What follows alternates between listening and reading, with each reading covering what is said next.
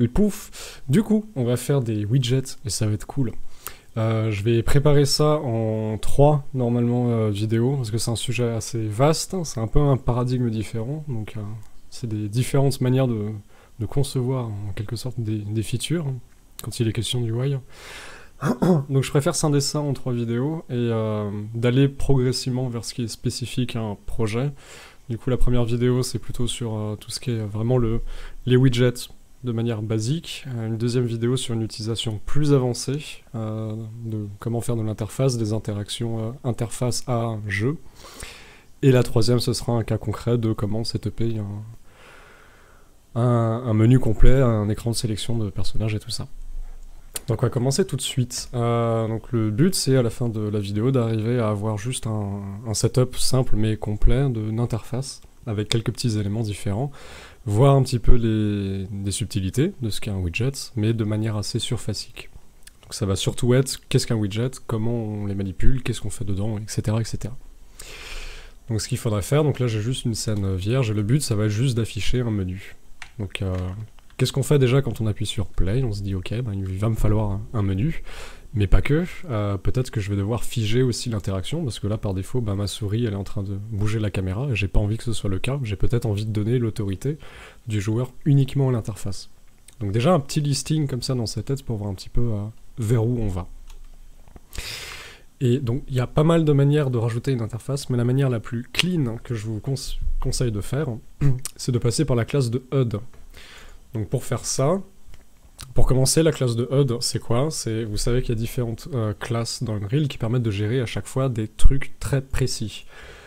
Donc on a par exemple le Game Mode, qui lui-même regroupe plusieurs de ces modules, quelque part. Donc il y a le Default Pawn, donc par exemple le Third Person Character, quand on charge un Third Person Template. Le HUD Class, j'y reviens après. Un Player Controller, comment sont gérés mes inputs, à la manette, à la souris, au clavier. Le Game State, et ça c'est un truc un peu particulier. Player State, pareil, Spectator. Enfin, il y a différents game modes. Et donc nous, ce qu'on va faire, c'est on va en créer un pour remplacer celui par défaut. Et on va venir rajouter tout ce qui est spécifique à l'interface dans le HUD Class. Donc le HUD, pour ceux qui ne savent pas, c'est le Heads Up Display. L'affichage tête haute. Et le terme vient d'ailleurs de l'aviation, où l'interface tête haute a été inventée par Thales, et c'était justement l'affichage qui venait sur le pare-brise pour afficher des informations au pilote. Donc c'est français. Donc on va créer une nouvelle classe, parce qu'encore une fois, toutes les classes dans Unreal sont accessibles et créables et surchargeables et toutes ces choses. Donc un blueprint classe, quand on crée un blueprint, on peut créer n'importe quelle autre classe. Donc on va faire un nouveau blueprint et on va faire un game mode base pour remplacer ce truc tout là-bas. Je vais l'appeler game mode BP. Voilà. Cette chose-là, je vais tout de suite le mettre ici. Très bien, voilà. Donc par défaut, on voit que si je l'ouvre, donc les propriétés de ce game mode base sont les mêmes qu'ici. Et si par exemple j'enlève ce truc-là, bah, il disparaît ici. Donc ça va juste me permettre de préparer un contexte simple avec tout ce qu'il faut dedans. Je vais créer un autre blueprint class, sauf que celui-ci, ce sera un HUD, parce que moi, justement, je veux remplacer le HUD class. Et donc là, ce qu'on va faire, c'est on va juste taper HUD pour remplacer la classe par défaut. On va se créer une classe qui hérite de la classe HUD pour créer notre propre classe de HUD. Hop, on va l'appeler HUD BP. Voilà, c'est la même icône qu'avant. Et dans le game mode BP, du coup, bah, je peux référencer mon HUD BP. Hop. Et du coup, il apparaît ici. Concrètement, à quoi ça sert? Il n'est pas improbable qu'un game mode, du coup, liste à chaque fois une interface en particulier, un contrôleur en particulier, enfin, des modules très particuliers, spécifiques par exemple à un menu principal. Et quand on va dans le jeu, on va charger un autre niveau, et donc un autre game mode, et donc par exemple ça pourrait être un game mode Third Person Character. Voilà, donc le game mode, c'est ce qui regroupe tous ces modules-là. Et donc là, notre manière d'injecter l'interface, ce qu'on va faire maintenant dans le HUD BP, c'est justement de dire, ok, mon module game mode BP, bah, il a son propre sous-module d'interface, et tout ce qu'on va faire spécifique à cette interface sera donc régi par ce game mode. C'est vraiment la manière la plus sécurisée, on va dire, de rajouter de l'interface. On pourrait faire ça comme un crado, hein, faire un blueprint de chaise, et quand je suis à côté de la chaise, je rajoute l'interface du menu principal. On va éviter. Et donc si maintenant je vais dans le HUD pp, et ben j'ai pas grand chose. La seule chose qui m'intéresse, c'est de savoir que cette classe est uniquement utilisée pour l'interface. Donc c'est vraiment juste pour avoir un projet clean, propre. Et nous, ce qu'on va dire maintenant, c'est que du coup, ce blueprint-là, il est appelé dès que je joue. Donc si je fais play, par exemple, si je vais dans le debug ici, donc on voit que tout est orangé, hop, et si je vais dans le debug filter, donc je peux inspecter une instance de ce blueprint, bah je vois que j'ai mon HUD BP. Parce que quand je fais play, mon game mode s'initialise, et du coup il crée mon HUD blueprint. Et donc là-dedans, je peux rajouter de la logique pour créer justement des widgets, les rajouter au viewport, et virer ce contrôle de la caméra là, parce que j'ai pas envie de bouger la caméra. J'ai peut-être envie d'avoir une scène 3D, certes, mais de pas laisser le joueur se balader dedans. Juste d'avoir une belle vista avec un écran principal stylé. Et donc maintenant, donc ça c'était juste la partie préparation, et un petit peu explication de comment setuper cette chose. Maintenant on va rajouter donc des éléments d'interface à proprement parler, donc du texte, des icônes, des machins, tout ça. Et pour ça, donc, ça reste un blueprint, et on verra dans les autres vidéos un peu plus avancées pourquoi ça reste des blueprints, mais ils appellent ça des widgets. Voilà, des widgets. C'est moche, mais c'est comme ça. Et du coup, là, c'est l'une des seules choses où il ne faut pas passer directement par un blueprint class pour créer un nouveau widget, mais où il faut passer par user interface, tout en bas, et widget blueprint. Et ça, on va l'appeler par exemple main menu. Je vais pas l'appeler widget, blueprint, du coup je vais l'appeler justement widget. Et donc ça, c'est la fenêtre sur laquelle on va passer un peu plus de temps, parce que c'est ça le gros du nouveau paradigme. Donc c'est un autre type de graphe, avec d'autres types de logique. On voit qu'on a une fenêtre designer et graphe. C'est très bizarre. On retrouve le tick, mais il n'y a pas de begin play, il y a juste un construct et pré-construct. Il y a des fonctions, il y a des choses, on y reviendra un tout petit peu après. La seule chose dans les médias qu'il faut vous dire, c'est que la partie designer, c'est tout ce qui est visuel, c'est le côté design de votre interface, et la partie graphe, c'est qu'est-ce qui se passe quand j'appuie sur un bouton, qui est par exemple dans ma partie designer, ou alors qu'est-ce qui se passe, est-ce que j'ai des animations qui bouclent, ou est-ce que j'ai des... Est-ce que je vais charger, par exemple, le système de sauvegarde pour afficher, je sais pas, le dernier high score, ou quelque chose comme ça. Donc, il faut vraiment faire le distinguo entre la partie designer et graphe. Et du coup, vu que ça correspond plus ou moins à l'interface, si je regarde dans la palette, eh ben, je n'aurai non pas des pots de peinture, mais des trucs, plein de trucs en fait. Donc on a des boutons, on a des images, des sliders, des textes, et là c'est simple dans l'utilisation, c'est juste un drag et un drop. Petit drag and drop, on peut le faire plusieurs fois, pipapoup. Et là du coup je rajoute du texte. Donc concrètement la palette, c'est les différents éléments que vous pouvez rajouter dans votre interface, dans votre panneau. Et ça, il faut s'imaginer que c'est comme un filtre qui sera appliqué à votre écran. Voilà. Donc là, si j'applique ce filtre, qui est d'ailleurs rectangulaire, donc qui n'est pas sans rappeler un écran avec des dimensions qui sont précisées ici, 1280-720 en 16/9, très bien. Et donc ce filtre me rajouterait logiquement ces deux textes en plein milieu d'écran. J'ai aussi une partie hiérarchie ici. Donc ça, Canva Panel, ceux qui ont déjà codé par exemple de l'interface, en Python, n'importe quoi, peut-être que déjà ces deux mots-là expliquent vraiment comment les widgets fonctionnent, parce que c'est exactement le même principe, c'est-à-dire que pour dessiner des éléments d'interface, il faut les contenir dans des canvas, ou dans des panels plutôt. Le canevas est un type de panel, mais il y a plein d'autres types de panels qui, au final, ne font que dicter une mise en forme. Un canevas, c'est la forme la plus libre, on peut placer des éléments n'importe comment. Là, vous voyez, je suis en train de mettre des text blocks n'importe comment.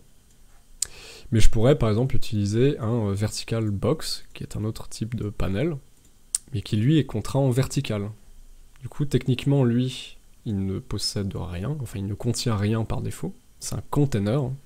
Et par contre, si je drag and drop mes textes dedans, bah là il me les met en vertical box. Donc il me les met à la verticale. Et je pourrais le faire plusieurs fois, même si ça serait pas très drôle. Mais du coup, on a d'un côté des éléments visuels, donc tout ce qui va être les textes, les images, des sliders, n'importe quoi. Et de l'autre, on va avoir des containers qui, eux, vont plutôt dicter une manière de mettre les choses en page. Et comme on le voit ici, je peux tout à fait avoir un vertical box qui est lui-même parenté à un canvas panel. Et je ne suis pas du tout obligé d'avoir par défaut un canvas panel, ça pourrait être un vertical box ou n'importe quoi. Donc toute cette partie-là, c'est vraiment la mise en page de votre interface. Et si maintenant je regarde un petit peu la partie de droite, les détails ici, ce qu'on voit, c'est différentes propriétés. Hop. Donc on voit par exemple le texte, donc Flexotron, voilà. Rideau, donc on peut changer le texte, pas mal de petites choses. Donc il y en a plein, il y en a des plus ou moins abstraites, genre le isVolatile qui lui est plus utile pour tout ce qui est performance, ou si on a un texte qui se déplace dans l'espace parce qu'il est rendu en 3D, donc la fonction volatile ça permet d'alléger l'update du transform, donc il y a des trucs très bizarres, tout comme des trucs genre auto-wrap text pour avoir du texte qui se wrap tout seul. Et juste avant d'aller plus loin, il y a beaucoup d'éléments différents et je vais pas tous les faire. Il y en a des plus bizarres, genre les optimisations, les panels, il y a des trucs un peu bizarres, donc... mais testez-les, c'est super cool. Et c'est aussi se familiariser avec les possibilités de ce qu'on peut faire avec ce qu'il y a déjà en place dans Unreal. Et du coup, bah, quand il s'agit de passer d'un croquis papier de « ok, mon menu va ressembler à ça », à sa conception dans Unreal, quand vous savez déjà à l'avance qu'est-ce qui permet de faire quoi, vous partez gagnant, parce que vous savez plus ou moins quels outils vous allez utiliser. Là, ce qui va m'intéresser, c'est que si je regarde par exemple mon vertical box, j'ai cette espèce de logo qui est ici, là. Et en fait, ça, c'est pas du tout un soleil, hein, c'est ce qui représente le point d'ancrage et le rescale de mon container, c'est-à-dire de mon panel, en l'occurrence mon vertical box. Ça, en gros, c'est son point d'ancrage. Là, le problème, c'est que ça, c'est en train de nous dire, en gros, qu'on est en train de centrer toute notre interface dans le coin supérieur gauche de l'écran. Ce qui veut dire que si, par exemple, eh bien, j'avais un écran, si je change... Yeps. Ici, si j'étais sur un écran de téléphone, c'est un très grand écran, sur un iPad Air, bim, ce serait centré ici. Alors c'est pas spécifiquement pratique de montrer à quel point il faut pas laisser ça comme ça, mais en gros, vous pouvez... Comment dire ? Si vous avez un radar ou une minimap qui est dans le coin supérieur gauche d'un écran, ça fait sens effectivement de laisser le point d'ancrage, par défaut, dans le coin supérieur gauche, parce qu'une minimap, ce genre de choses, ça s'y prête bien. Mais si vous avez toute votre interface qui est dans le même coin, ça marchera pas selon les différentes tailles d'écran. Ce qui fait qu'en général, on va avoir par exemple les éléments proches du bas gauche qui vont être ancrés justement dans le coin inférieur gauche. Donc il faut aussi penser au point d'ancrage. Et pour changer un point d'ancrage, donc c'est directement ici, dans la partie de droite, dans les anchors. Et là, il y a des boutons, et alors ça peut paraître très bizarre, parce que par défaut, ils ont mis Hold Shift to Update Element to Match. Enfin, il y a des trucs très bizarres, du coup on nous dit des trucs. La seule chose, c'est que vous pouvez faire CTRL Shift et cliquer dessus, en gros, pour changer directement le point d'ancrage. En gros, on peut faire les deux à la fois. C'est dommage qu'il ne l'ait pas dit, mais on peut tout à fait... directement changer le point d'ancrage en maintenant CTRL SHIFT et en cliquant sur un de ces trucs. Donc là, en faisant ça, on comprend peut-être un peu mieux maintenant ce que je déblatère depuis avant en parlant de point d'ancrage et à quel point c'est important. Mais quand vous mettez des éléments, bah, il faudra les ancrer à des différents endroits de l'interface. Et visuellement, il faudra s'assurer qu'on équilibre bien l'agencement de son interface. Donc en ayant par exemple cette histoire de minimap en haut à gauche, la barre de point de vie en bas à gauche, etc., etc. Et vous avez vu qu'il y a aussi d'autres trucs qui sont là. Et ça, c'est des notions qui sont encore un petit peu plus bizarres, peut-être, à appréhender. C'est que non seulement, du coup, ce petit soleil, il définit les points d'ancrage, mais en plus, il va aussi gérer le rescale de ces éléments-là. Alors, pour voir un petit peu mieux de quoi il retourne, je vais juste rajouter des boutons. Donc, je peux tout à fait rajouter des boutons ici. Je vais en rajouter 3. Et je vais carrément mettre le texte, hop, dans le bouton. Voilà. Vous voyez à quel point c'est pratique. Je peux sélectionner à l'aide de contrôle plusieurs fois le même élément et changer plusieurs éléments en même temps. Ce qui est très pratique aussi. Voilà, très bien. Et maintenant, qu'est-ce qui se passe si je reprends du coup mon layout, et là j'aimerais bien dire, ouais mais là je lui donne une taille, et j'aimerais bien que quelle que soit la taille que je lui donne, il remplisse tout cet espace. Parce que là, j'ai aucun contrôle pour changer l'épaisseur de mon bouton de manière élégante et pratique. Là, j'aimerais juste me dire, ouais, bah, tu peux pas redimensionner, comme il le fait là, horizontalement, tu peux pas redimensionner, enfin, combler l'espace en fonction de la taille de mon conteneur. Et ça, justement, c'est les points d'ancrage. Donc si je prends, par exemple, et c'est symbolisé, pardon, c'est symbolisé par ces parties-là. Le fait que ce soit étalé, que ça s'agrandisse, que ça se rescale, et que ça s'adapte, au final, au conteneur. Donc si par exemple je sélectionne celui-ci, oula. Donc là il me remplit tout, c'est bien. Donc c'est là où on voit que notre soleil s'est scindé en deux, parce qu'il va essayer de remplir du coup tout le côté droit, en étant centré sur la droite. Hop. Et si maintenant du coup, je pourrais faire les deux carrément, mais là ça sera centré à tout, donc techniquement ça revient à dire prends tout l'écran. Ça peut être une bonne idée de faire ça par exemple pour une image, tout simplement qui prend tout l'écran. Et si maintenant du coup j'ai envie de redimensionner, oups, j'ai pas modifié le bon élément. Si j'ai envie de redimensionner tout ça, hop, du coup il me l'a resizé. C'est-à-dire qu'ils prennent tout l'espace directement.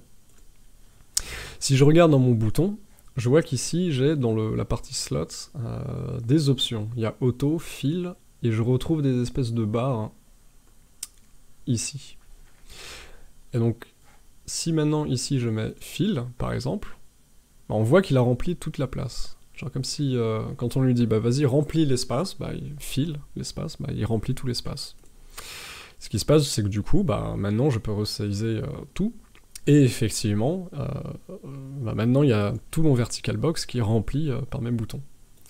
Et là je me dis, oui, mais du coup il prend trop de place. Bah c'est normal, c'est parce que c'est le seul qui était en fil, mais si je mets tous les autres, eux aussi, en fil, ils vont chacun prendre la même proportion d'espace. Par contre, mon texte n'est pas très centré. Hop, voilà.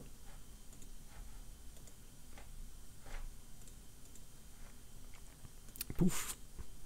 Et donc maintenant, avec ça, je peux mettre ma fenêtre à la dimension que je veux, aucun problème. Ça s'adaptera toujours et j'aurai toujours l'espace comblé. Il y a encore d'autres options, donc par exemple ici on a l'alignement, donc encore une fois, si je fais ça, il va tenter de prendre tout l'espace. Et si je mets un des autres, donc aligné vers la gauche, la droite ou le centre, bah, il va juste être aligné. Donc ça ressemble vraiment à de la mise en page. Et ces options-là de slot, on les retrouve pratiquement à chaque fois les mêmes, sur tous les différents éléments. Donc après, il y a pas mal de propriétés aussi au niveau de l'apparence, est-ce qu'on veut des brushes, des images, des trucs, hein, tout ça. Je vais pas aller encore dans la partie événement, ça sera plutôt pour la suite. Là, c'est vraiment juste manipuler la partie design, hein, surtout. Et déjà, si vous êtes déjà à l'aise avec la mise en page, hein, c'est vraiment l'un des trucs les plus casse-tête, c'est soit la logique, soit la mise en page. Si déjà la mise en page, pour vous, c'est plus un problème, eh ben, c'est plutôt pas mal. Est-ce que j'ai tout vu? Il me semble que oui. Il me semble pas qu'il y avait d'autres options un peu bizarres. Si je prends une image par exemple, j'ai envie de la centrer dans le coin inférieur gauche, de lui donner une certaine apparence. Ah si, il y a une option qui est très pratique. Je vais refaire mon cas du... je vais prendre un vertical box, horizontal box, ce coup-ci. Et là je me dis oui, j'aimerais bien avoir un élément d'interface, mais admettons que j'ai envie que la taille s'adapte automatiquement. Ça, vous allez voir que ça va être assez intéressant. Donc, je vais prendre mon bouton ici, juste le copier. Poup. Oula. Voilà. Et là, je me dis, ouais, ça m'embête par contre quand même de à chaque fois devoir ajuster la taille. J'aimerais bien faire en sorte que mon panel s'adapte automatiquement aux dimensions de ce qu'il contient. En l'occurrence, mes boutons avec leur texte dedans. Donc, ce que je peux faire pour ça, c'est juste cocher une case, ici, Size to Content. Voilà, c'est tout. Et là, j'aurais beau rajouter n'importe quoi, ou changer le texte, du coup, le bouton sera plus court. Top. Voilà, mais tout va s'adapter à chaque fois automatiquement. Lui, par contre, maintenant, le texte est trop grand. Et là, je me dis, mince, mais du coup, c'est lui maintenant qui devrait s'adapter automatiquement à la taille du contenant. Yep. Et là, en enlevant le fil, du coup, il va rapatrier la dimension de son enfant, du texte. Ce qu'il faut comprendre à ce moment-là, c'est que si vous mettez fil, d'ailleurs, ils l'ont très intelligemment mis, j'avais jamais fait attention à ça, en mettant dans le tooltip « greedily attempts to fill all available room based on the percentage value ».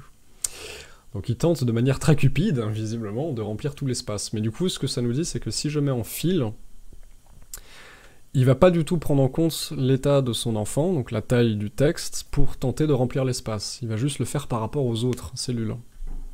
Ça, c'est juste un truc pour dire, ok, si vous voulez remplir via un size to contents, il ne faudra pas nécessairement avoir de boutons en fil, parce qu'il va pas du tout prendre en compte la taille de son enfant, du texte.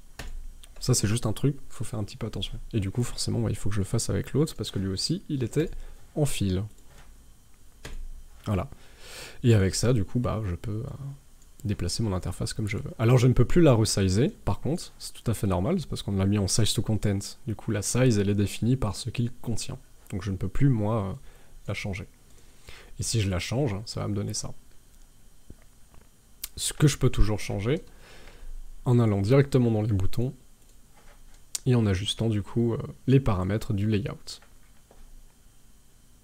Donc, par exemple ça, et ça. Voilà. Je pense que c'est tout au niveau de la mise en page. Il y a des fonctionnalités, non j'ai encore quelques petits trucs à dire, il y a des fonctionnalités qui sont pratiques. Admettons par exemple, ça c'est peut-être pratique un peu plus tard, mais vous avez mis des boutons, voilà. Et au bout d'un moment vous dites, ah mais j'aimerais bien les grouper. Il est tout à fait possible de prendre deux boutons, de faire un clic droit et un wrap with button par exemple. Ce qui n'était pas très intelligent, vu que du coup, il les a chacun groupés dans un bouton. On va plutôt faire un vertical box. Hop. Ah, je crois qu'Unreal est un petit peu débile ce soir. Là, je vais prendre mon bouton, juste le mettre dans un wrap. Bouton, je vais le mettre dans un autre bouton, voilà. Tout ça pour dire qu'il est tout à fait possible de aussi changer son design comme ça, c'est-à-dire de prendre un élément, et plutôt que de créer manuellement, de venir prendre un bouton, de le mettre dans le canevas panel pour le voir dans la hiérarchie, puis ensuite de drag and drop pour parenter, il est possible de prendre un élément qui existe, et de faire un clic droit pour le wrapper, et du coup l'englober dans un autre container. Je pourrais le mettre par exemple dans mettre une bordure, c'est aussi pratique pour ça. Voilà. Donc ça c'est des petites options qui sont sympathiques. Il y a une partie animation aussi, mais ça pareil j'y viendrai plus tard.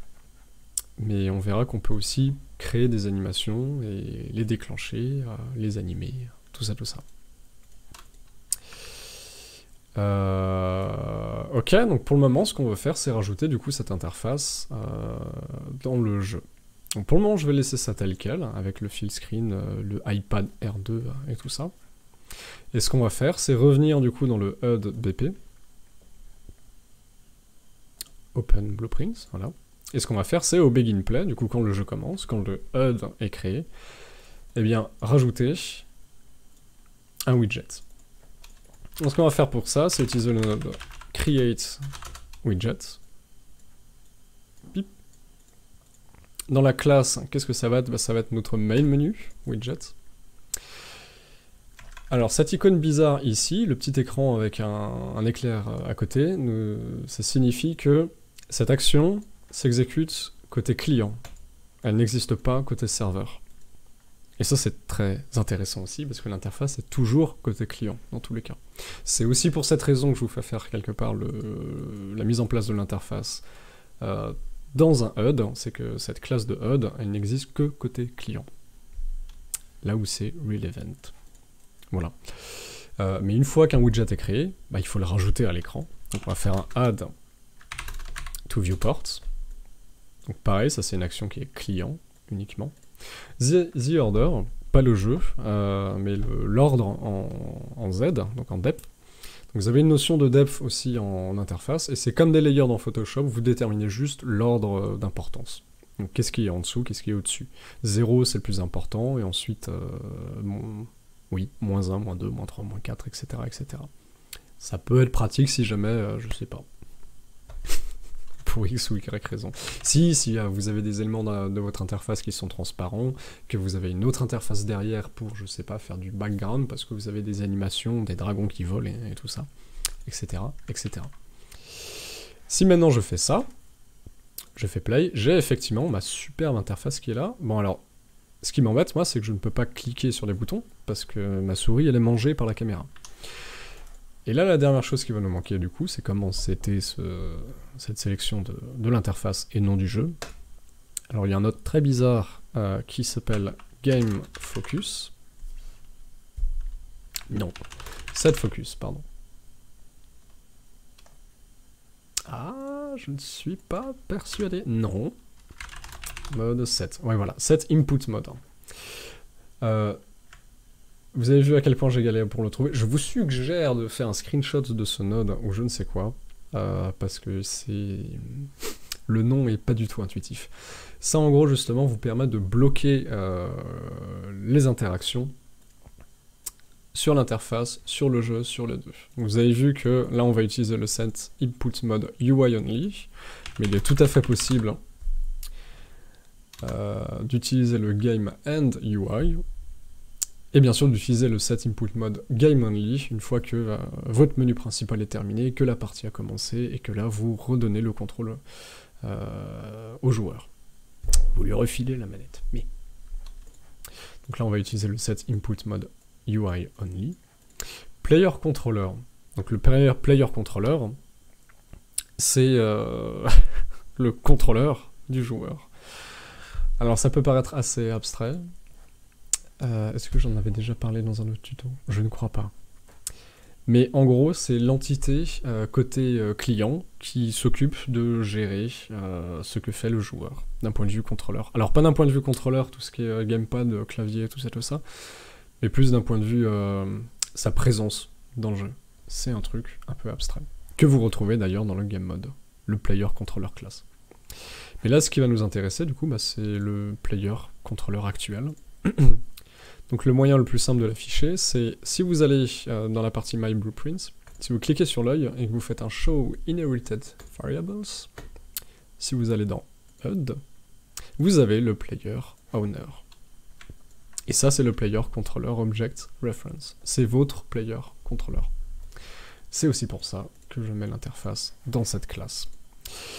Qu'est-ce qu'on vient de faire? Le Show Inherited Variable, en gros, ça permet de dire « Montre-moi les variables dont j'hérite ». En gros, quand on a créé notre classe de HUD Blueprints, on a hérité de la classe. Si on regarde en haut à droite, on voit Parents Class, HUD. Et donc cette classe de HUD, elle fait aussi des choses. On peut le voir si on ouvre ça dans Visual Studio. Et cette classe HUD, elle définit certaines variables, notamment PlayerOwner. Et vu que ces variables-là sont dans la classe de HUD, en cochant la case Show Inherited Variables, je vois les variables dont j'hérite. Vu que le HUD est un enfant de HUD en C++, et ben je peux voir ces variables vu que je les hérite. Je suis un enfant. Voilà. Et le InWidget2Focus, bah ça va être le widget qu'on vient de créer. Voilà. Et ici, on peut mettre, si on a envie de bloquer la souris. Est-ce qu'on a envie de la bloquer quand on est... donc, de la bloquer à l'écran, du coup, comme une authentique application Windows. Donc est-ce qu'on va la bloquer uniquement quand on est en full screen, uniquement quand la fenêtre est active, etc., etc. Moi je vais pas la loquer parce que j'ai pas envie, mais vous faites ce que vous voulez. Et en faisant ça, du coup... Alors quand je fais play par défaut, bah, je n'ai pas la souris dans le viewport, donc voilà, elle se balade encore un peu, il faudra cliquer dans le game pour basculer sur ce viewport, mais à ce moment-là, effectivement, je ne vois pas la souris, mais je vois que je ne peux plus bouger la caméra, et que je peux interagir du coup avec les boutons. Et maintenant je vois la souris. Ouh, ah oui, quand je clique derrière, ça ne marche pas. Et bien ce qu'on va faire à ce moment-là, c'est s'assurer que je monte toujours le curseur. Donc si je prends le PlayerOwner, et si je fais un set show mouse cursor, que je vais mettre en true, et bien à ce moment-là, on a toujours, j'ai beau cliquer de partout comme un taré, je ne peux plus cacher le curseur. Et avec ça, vous avez le meilleur contexte possible pour créer votre menu.